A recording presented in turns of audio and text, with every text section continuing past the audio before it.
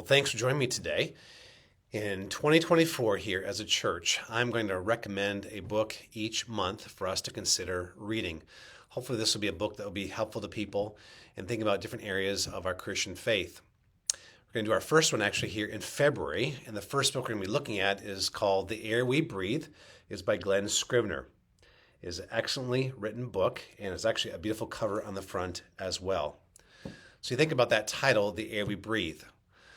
So as we are human beings and we breathe in every day, moment by moment, we don't think about it. We just take in the air that's around us. We can think about that as an analogy and think about ideas and beliefs and attitudes we have as a society as well. There are things that we just naturally seem to believe. And so in this book, he talks about 7 key values or beliefs that we all kind of hold together in the Western world, especially here in the United States. And these values are really key to how we live our lives. And if they are ever challenged, we might get upset or frustrated because we love these values and we all seem to accept them, whether we're Christians or not. Page 13, I want to give you a quote from the author. He writes this: "The extraordinary impact of Christianity is seen in the fact that you don't notice it. You already hold particularly Christian-ish views, and the fact that you think of these values as natural, obvious, or universal shows how profoundly the Christian revolution has shaped you."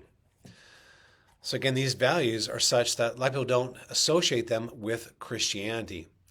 And it's the burden of this author to show that they actually do come from Christianity. They don't necessarily come just from another religion or philosophy or maybe the Enlightenment. They actually stem from the Christian faith. And so there are 7 values, and on page 16, he gives a very short summary of each one. Let me read these for us. First one is equality. We believe in the equal moral status of every member of the human family, no matter their rank, race, religion, gender, or sexuality. 2, compassion. We believe a society should be judged by the way it treats its weakest members. 3rd, consent. We believe the powerful have no right to force themselves on others. 4thly, enlightenment. We believe in education for all and its power to transform a society. 5th, science. We believe in science. It's a way to help us understand the world and improve our lives. 6th, freedom. We believe that persons are not property and that each of us should be in control of our own lives. 7th and lastly, we believe in moral improvement over time and that we should continue to reform society of its former evils. Again, I think you would agree that these are things that we all cherish and hold together.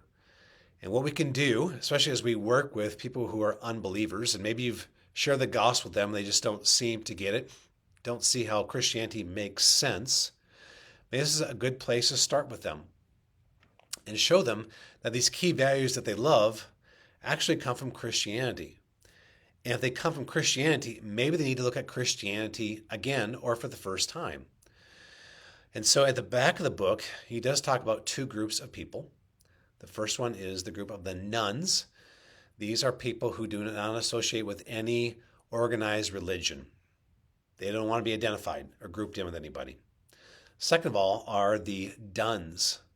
So these are people that mostly have done Christianity and are not going to do it anymore. They don't see the truthfulness of it or the goodness of it anymore. Or maybe it's some other religion as well, but they've done something and tried it and they just don't see it.